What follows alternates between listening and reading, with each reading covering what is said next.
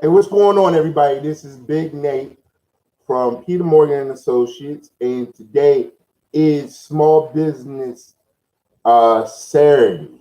Small Business Saturday, and today I want to talk to you, small business owners, about social media. I want to talk to you guys about social media and how if you're not using social media effectively, your business will die. And let me tell you right now, a lot of people they're doing businesses and they don't even know how to handle dealing with uh, social media. And we're going to talk about four quick points, and then we're going to get out of here. We're going to get out of here because, well, it is what it is. But the 4 points that we're going to talk to is definitely the name. We're going to talk about the name that you're going to create for social media because most of the times before you get on here, a lot of people they have this grand idea, and what happens is that they don't even think about the name that they're going to use. They don't think about the impact of what the name is going to use when they are on social media. So the name is very important, but what happens is that you have to pick a good name. We're going to get into all of that. Great. All right. Hey, what's going on, Derek Harper? Congratulations on that thing you're doing overseas. Excellent. Excellent. All right. Look, 4 quick points. Number one, social media, you will die if you don't have the correct name. Number two, you must know your demographics. I'm going to get into that because that's important. And why Derek Carter actually kind of plays a very important point into what I'm talking about. All right. Number two, all social media platforms are not meant for you. It's going to tie back into your demographics. And then lastly we're going to talk about hashtags. There are four different hashtags that you really need to deal with. All right. This is not going to be long. We're just going to get right to it. Carson, go back in the room. Carson, go back in the room, brother. All right. So let's get right into it. One of the biggest mistakes that I ever made in doing social media marketing with the multitude of businesses that I have, number one, I did not create and check the social media platforms to see if the name was going to be available. I have watched TV, watched Big Nate TV, and guess what? It was available on all platforms except for Twitter.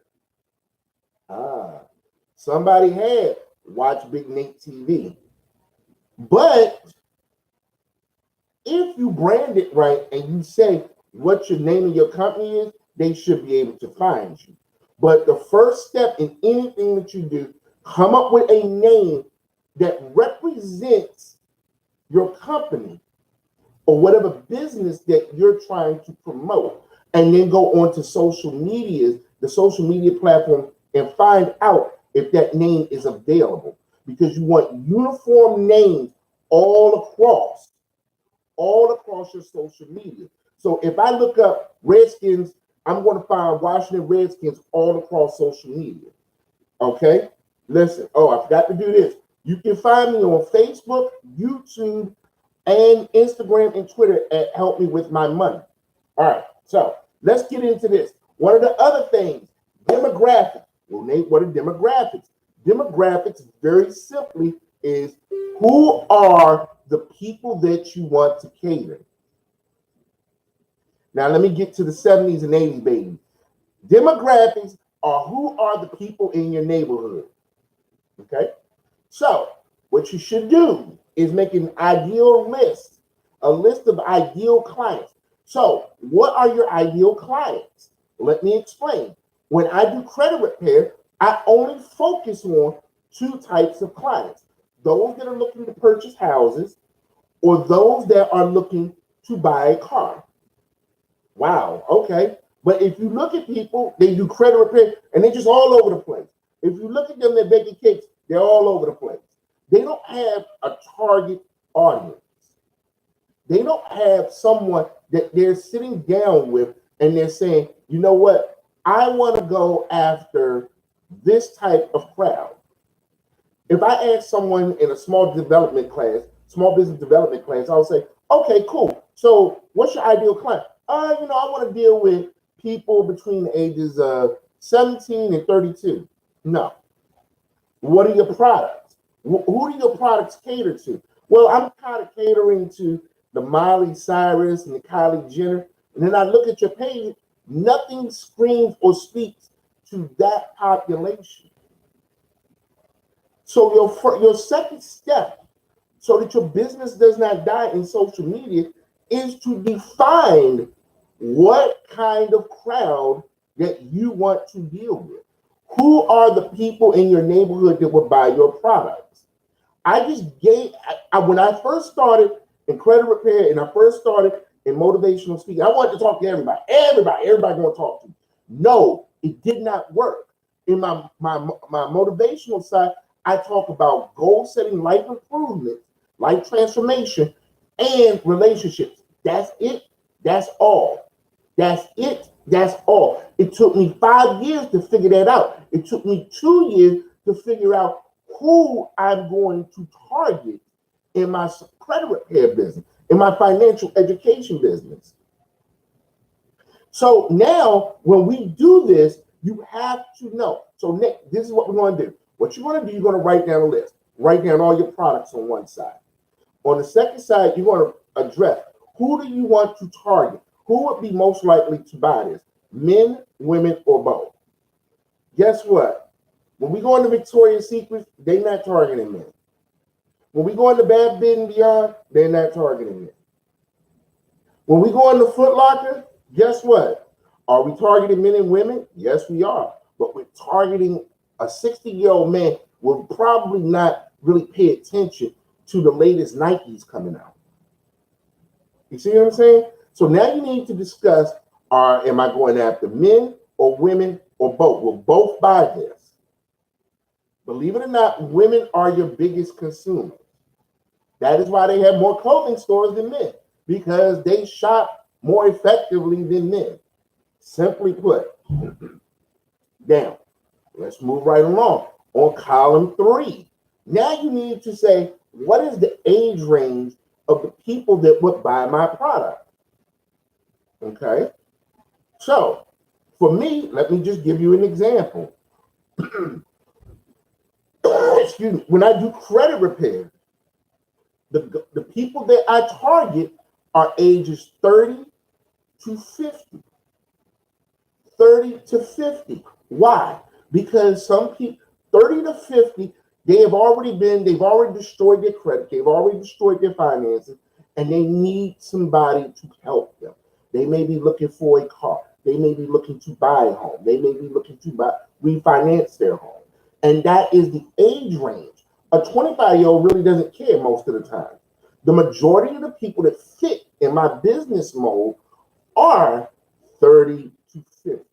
So when I target my marketing campaign, when I target my social media stuff, boom, that's what I'm going for. For example, I would probably not do a meme with Takeshi69 trying to do financial education and credit repair because it doesn't speak to the audience that I'm looking for.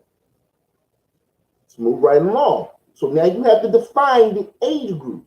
Now, here's where it gets really specific. It depends on the type of business you have, because you may want to market and say, I am going after a certain race. When they look at TV ratings, TV and radio ratings, they can say, you know what, we're going after the white male demographics between the ages of 20 and 30.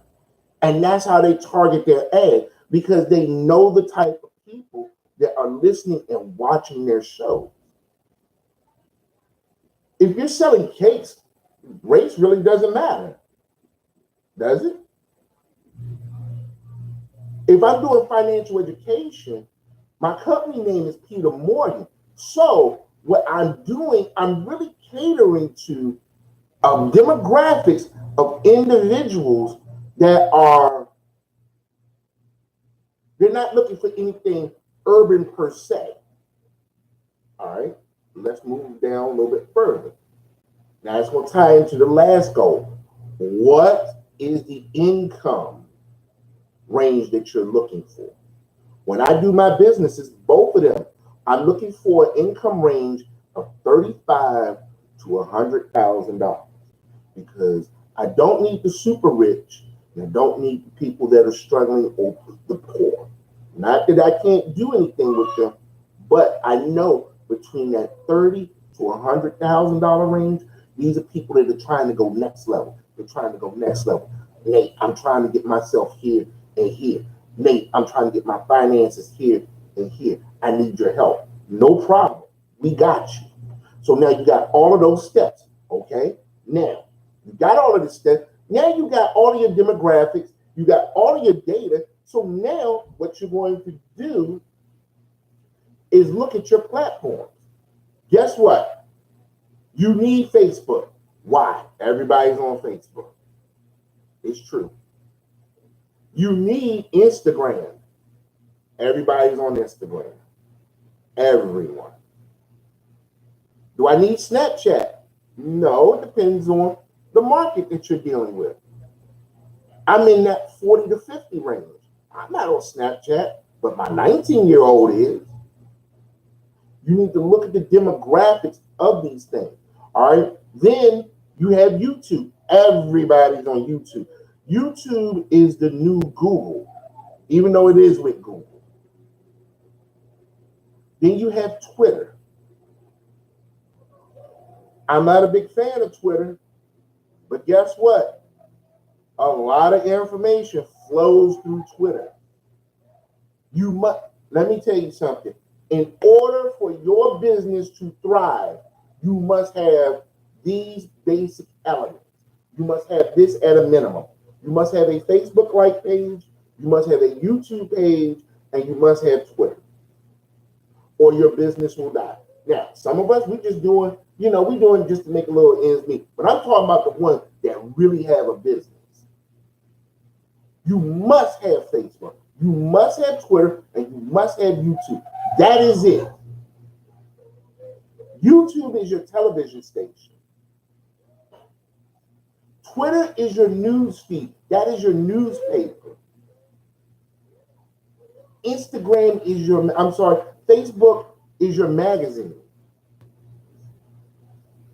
This is where people are going to find you.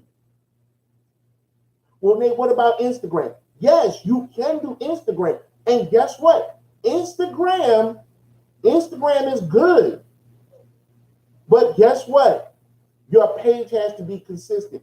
Big problem with one of my pages, Big Nate Org. I'm going to have to shut it down and change it. I'm getting ready to transition it over into something else. The reason why, at first, I didn't know what I was doing with it. I was just doing whatever.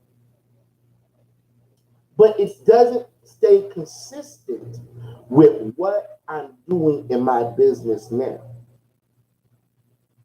When you do this, especially on Instagram, if you have a color theme, if your favorite color is blue, all of your pictures should have a blue tint or some type of tint. They should all be uniform. Look at some of the more successful stuff on Instagram and you'll find out what I mean. Do not reinvent the wheel on social media.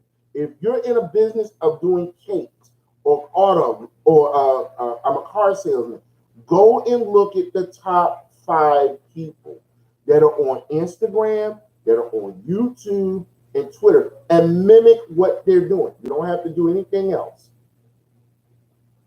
All right, so now we've got all of that down. All right, cool. So now we got to do our hashtag. Well, what's a hashtag, Nate? It's like a subtweet. That is going to reach people that are looking for something in the subject that you're talking about or the event that you're talking about. And they don't even know you. But this is how you can increase your viewership. This is how you can increase your followers and get people to actually find you.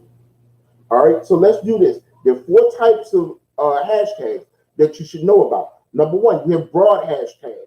Let me get hashtag Monday, hashtag Tuesday, hashtag good morning, hashtag Friday. Those are very broad. Then we have niche. We have niche hashtag. And a niche hashtag is this: Chevy Malibu, hashtag Chevy Malibu, hashtag uh, Lamborghini, hashtag Throwback Thursday. Those are niche because they're looking for things that are in a specific arena or a specific topic. Then you have the popular ones. You have the popular ones like hashtag Kylie Jenner, hashtag uh, New Life Living. These are very popular hashtags. The hashtags that everybody is hitting. Hashtag F4F. And that's follow for follow. Now here's the thing. You could get lost in translation with that. So be very careful. And then finally, you have what are called custom hashtags. These are hashtags that you make up. These are hashtags that you make up. And when you make up these hashtags, these are ways that you can track what people are doing. Let me give you a good example. The NFL is very good at doing custom hashtags. If you are watching, say, Monday Night Football, Thursday Night Football, they're going to do Bengals versus Raiders. So then they may do hashtag MNFF, Monday Night Football, and then hashtag CINVSLAR, which is hashtag Cincinnati versus Los Angeles, versus OAK, which is versus Oakland Raiders. And then they can track to see who is watching this game and watching it on social media. And they watch the platform. Why? So it goes back, they can tailor what they're doing and how they're handling these things when they go on social media, so that they can know the type of people that they're going to market to. It is an ongoing process. Let me close it out with this. I know that in 15 minutes, that's a lot to throw at you guys. I get that. But in the beginning, paying someone to get you certain likes and all of that, it's not about the likes. It's not about the comment. It's about how much business you generate. It is about the content that you generate. It is about effective marketing. Listen, thanks for watching me. This is Small Business Saturday. If you missed any of it, go back and watch the replay. You can find me on YouTube, Instagram, Facebook under Help Me With My Money. All right, you guys, I'll see you next Saturday.